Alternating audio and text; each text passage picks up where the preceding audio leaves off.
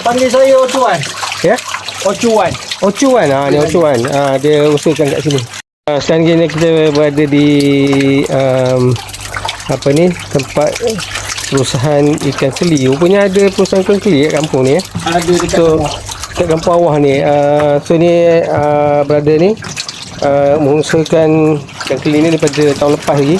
So dia sekarang ni tengah grading ikan ni.